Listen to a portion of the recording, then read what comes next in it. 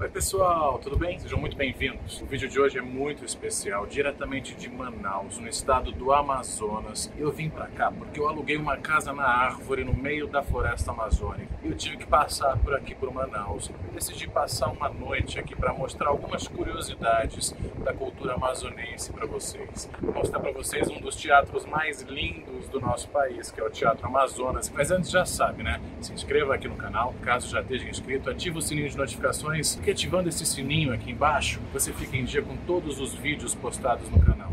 E toda segunda e quinta eu posto um vídeo novo, sempre às 6 horas da tarde, sobre diversos assuntos, só coisas boas para vocês.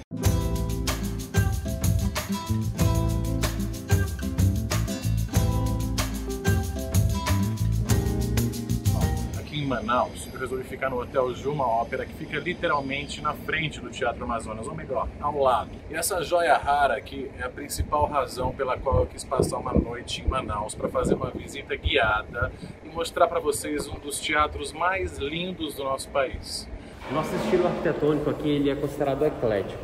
Prédio jovem, esse prédio tem 124 anos de idade, então o neoclássico era o que fluía na Europa, no estilo arquitetônico, né? Então o retorno do clássico, uma fase do rococó também aparecendo, e o Art Nouveau, que era a decoração francesa, os florais, os temas com curvas, nervuras, capitéis coríntios, enfim, a ideia de mesclar as coisas estava muito em alta. O teatro ele traz essa característica bem forte. Aqui a gente já percebe um pouquinho das colunas. Uma curiosidade legal aqui é que todo o Teatro Amazonas ele é estruturado em ferro fundido. A engenharia do período, a Torre Eiffel, o advento da Torre Eiffel, aí as grandes suspensões em alturas com ferro fundido, a rebites, foi trazido para cá. Essas colunas aqui, todas elas têm vigas de ferro fundido que atravessam os 3 pavimentos da casa. Então os vêm desde o subsolo, perpassam os pavimentos e cada pavimento tem uma decoração diferente. Então aqui a gente tem base de mármore de Carrara, o capitel lá também em pedra. Aqui mármore português, pedra de Iós no piso, as características aí originais da nossa casa. Os lustres são de bronze, franceses, todos originais ainda também. Curioso, o Teatro Amazonas foi o primeiro teatro brasileiro a ter luz elétrica. Nós fomos inaugurados. A ser inaugurado já com luz elétrica, né? Em 1896, no caso. Manaus foi a primeira capital brasileira a ter luz elétrica. Lá era cana-de-açúcar, levaram o gerador de energia para lá. E aqui em Manaus, o ciclo da borracha, trouxe também aqui, nós tínhamos 2 geradores de energia, um exclusivo para o teatro, por ter muita carga aqui, né, de lâmpadas, e outro para essa área aqui, que se tornou a mais nobre da cidade. E o Teatro Amazonas ele foi possível pelo chamado ciclo da borracha. A Amazônia tinha suas árvores nativas, aqui as seringueiras, e foi descoberto ao longo do século XIX o chamado látex, né? Então, quando eles descobriram, viram os indígenas ali mexendo com látex, então os pesquisadores começaram a mexer com isso, então europeus, opa, há algo novo aqui. Revolução industrial acontecendo, fervendo na Europa, e aí então a indústria automobilística de fato foi a que impulsionou a exploração da borracha. Aqui começou pela foz do rio Amazonas, então Belém ali foi aquela primeira grande capital a se desenvolver, vivemos a mesma cultura, a mesma influência e esse boom aí monetário, né, no caso, e eles foram subindo então o rio Amazonas até o Peru. Passando por Manaus, Manaus se tornou aí uma das cidades mais ricas do mundo, bem, proporcionalmente falando, pequena, aqui a gente tinha cerca de 25 mil habitantes. Manaus e Belém, né, eram as capitais aqui. As mais fortes, mais exatamente. fortes. Manaus, Belém tinha até mais gente, a população era até maior, não sei te falar mais ou menos o número, mas aqui era em torno de 25 mil, no ápice. E ambas por causa das seringueiras, né? Perfeitamente. Então aí a produção de carros na Europa estourou, nos Estados Unidos estourou e a demanda toda era para cá. Não havia outra opção. Até que a Ásia começou a produzir a partir da década de 20, 30, já no século 20. Daí nós perdemos o monopólio e, bem, aí quebramos, Manaus foi abandonado. A gente viveu esse período de ouro aí entre 1870, 80 até meados de 1920. Eles viviam uma vida 100% importada. A Belle Époque parisiense foi vivida em Manaus. Nós éramos a Paris dos trópicos. A moda francesa nas ruas, jornais em francês, os comércios, você comerciante tinha que aprender a falar francês para poder conseguir fazer negócios. A gente viveu esse fervor europeu aqui, mas éramos cosmopolitas, tá? Os empresários eram, principalmente alemães e ingleses, eram os mais poderosos aqui na nossa cidade. E lógico, tínhamos também barões franceses, enfim, mas essa mescla bem curiosa de nacionalidades, todos falando francês e vestido com a moda. E o Teatro Amazonas, então, agora é meu gancho, chegamos aqui porque as óperas eram os grandes eventos de reuniões sociais europeias e eles então queriam viver aqui. Casa de óperas inspirada na Garnier, principal inspiração para o Teatro Amazonas, a Garnier. Principal referência arquitetônica. Arquitetônica, decorativa, Palácio de Versalhes também, muitos franceses falam que nosso Salão Nobre lembra a Versalhes. Aqui a gente tem também as características do La Scala italiano e do Garnier, essas duas casas de óperas principalmente. Vamos entrar? Vamos entrar. Nossa Senhora, cara. É como se a gente estivesse debaixo da Torre Eiffel. Como é que é? A Torre Eiffel ou Eiffel? Quando eu li, ambos estão corretos. O Eiffel, em francês, é Eiffel. Eiffel. Eiffel. Mas a maioria das pessoas eu acho que chamam Eiffel mesmo, Torre Eiffel. É muito rebuscado, né? Muito... É o que era... É quase barroco, né? Porque sim, tem tantos detalhes, perfeito, né? Perfeito. Que estilo que é? Barroco mesmo? Não, então, aqui a gente diz que aqui, principalmente, seria considerado um rococó, porque era uma fase mais à frente do tempo, né? O barroco, ele realmente ficava preso àquela arte sacra, era muito mais ligada à igreja e esse exacerbado de detalhes, certo? Ah, tá. Então, a casa é eclética, a gente chama de rococó, as características que remontam ao barroco. E também há quem diga que a casa é renascentista, mas enfim. Porque ela não tem realmente nada de religioso, né? Não, nós não temos arte sacra aqui. As alusões que a gente poderia chamar de anjinhos aqui são querubins, não temos nenhuma figura religiosa. Essa máscara, né? São cadeiras mesmo, né? Sim. Sempre foram cadeiras mesmo, assim? Sim, olha, essas poltronas aqui, essa pode sim, fica à vontade.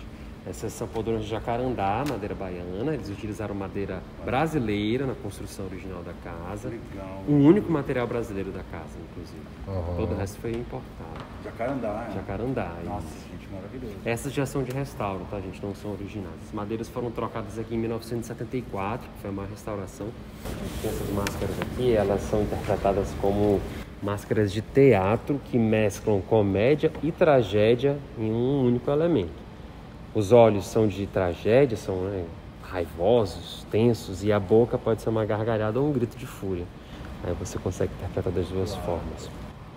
Nomes embaixo, né, nos brasões rosas, são de artistas da literatura, teatro, música, que são pilares das artes, né? As artes convergem para o teto. No caso, lá no teto, gente, do lado esquerdo a gente tem uma referência à dança, à direita, música, e em cima da gente, atrás, a tragédia. Dança, música e tragédia seriam os três elementos que formam as óperas. Ali a gente homenageia um paraíso, o principal compositor de óperas brasileiro, que foi Carlos Gomes. A gente tem um Olimpo, né? As colunas brancas lá atrás, a gente vê que tem muitos musas, deuses. Temos inclusive uma referência à deusa Nike, a deusa com asas, ela tem um ramo de louros à mão e ela está ali coroando o Carlos Gomes. E a deusa Nike é a deusa das artes? Ela é a deusa da glorificação das artes. Deusa da glorificação das artes. Exatamente. Das pessoas que compravam os primeiros lugares que eram mais caros. 4 camarotes com uma decoração especial, né? São 2 à esquerda, 2 à direita, primeiro e segundo pavimento. Eles eram leiloados antes dos espetáculos, quem pagava mais ficava. Era uma coisa assim absurda, né? Lembrando que, bem, não havia classe média ou acesso aqui com ingressos baratos. Eram realmente pessoas muito abastadas que vinham e a disputa era... Era muito elitizado o teatro social. Naquela época. Perfeito, total. Pirâmide social aqui era quanto mais alto, mais caro.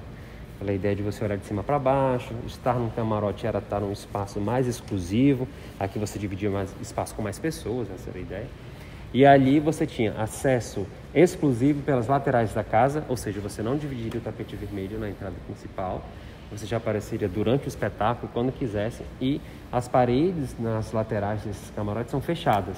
Aqui a gente tem só colunas, né? E uma muretinha, vamos dizer assim, muro baixo. Então todo mundo se via. Lá não, lá você só seria visto quando quisesse, quando se debruçasse aqui e olhasse para o salão, e todos então saberiam quem era. E a maioria deles queriam ser vistos, né? Porque era uma questão de status estar no camarote, né? Era o pior lugar para ver o espetáculo, mas o melhor lugar para ser visto, né? Perfeito. Era o objetivo, né? Total. E hoje em dia eles são os mais baratos, né? Curioso. Geralmente eles são gratuitos. Na verdade, vamos lá, já vou pegar o gancho. O Teatro Amazonas hoje ele tem uma função social totalmente diferente do princípio, né? O teatro ele foi criado para suprir demanda por cultura, por entretenimento, voltada à elite e para ela. São 701 lugares apenas. O teatro é pequeno, quando comparado com grandes, com a Ópera Garnier mesmo, enfim. Então, a ideia era, sim, ser um espaço aconchegante, muito carregado de informação para deixar você impressionado ali com o seu grupo. E hoje em dia, nós temos espetáculos em maioria gratuitos, digo a casa inteira, não apenas aqueles assentos. Temos orquestra própria, orquestra de violão, orquestra filarmônica, banda de jazz, corpo de dança, enfim. São 7 corpos artísticos no total da Secretaria de Cultura. Esse espaço aqui é do Governo do Estado e a gente bota então essa cultura para fora. A ideia é a gente produz a nossa própria aqui e praticamente de graça ou de graça mesmo. A maioria. Que legal. É um teatro desse tamanho, dessa magnitude, assim, está muitíssimo bem conservado e vocês tendo esses 7 corpos artísticos que você falou, pô, incrível, cara. Vocês estão de parabéns mesmo, muito lindo. Esta é a sala mais luxuosa da casa, destinada a bailes, recepções, principalmente durante as intermissões de óperas, né, entre os atos, e convidados viriam para cá.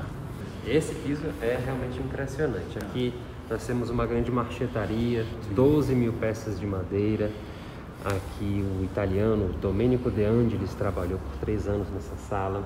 São 4 espécies de madeira: carvalho, nogueira, bordo e mogno. Curiosidade é que não há uso de pregos, né?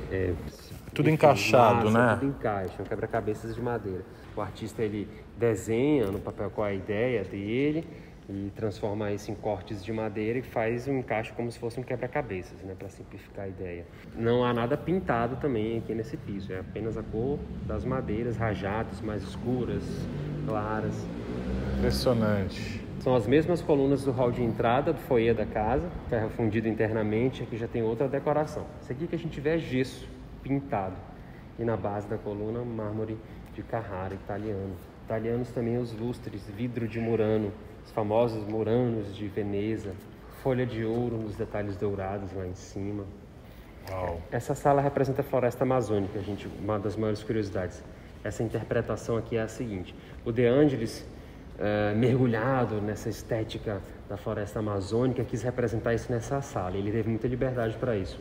Esse piso, ele representa o solo amazônico, folhas secas, raízes, aquela cor orgânica da terra preta e aquela mescla de cores do nosso solo. Colunas pintadas para representarem troncos de árvores. Pinturas nas paredes, são tapeçarias, pinturas que representam flora e fauna amazônica. E quando a gente olha para o céu, nós vemos o paraíso, notem que a gente tem representação de copas de árvores dos 2 lados da pintura do teto. Quando a gente está dentro da mata, nós não vemos o céu. A gente está na mata fechada, a gente só vê árvores verde e marrom ao nosso redor e para cima só copa de árvores fechando. E aqui é uma abertura, um clarão no meio da floresta, no qual temos aí um vislumbre para o paraíso. A ideia dos deuses e deusas, mais uma referência a deusa Nike, com os ramos de louros em mãos. Ela glorifica as artes que estão nos seus 2 lados. À esquerda, arquitetura, pintura e escultura. À direita, dança, teatro, música e ópera. E é como se as belas artes estivessem, então, vindo do paraíso para a floresta amazônica, onde nós estamos. Aí, quando a gente fala de um dos teatros mais bonitos do Brasil, gosto de me referir a esta sala. Porque isso aqui é uma joia do nosso país, assim, é um dos teatros mais lindos do nosso Brasil, sem dúvida nenhuma, se não for o mais lindo, o Teatro Amazonas.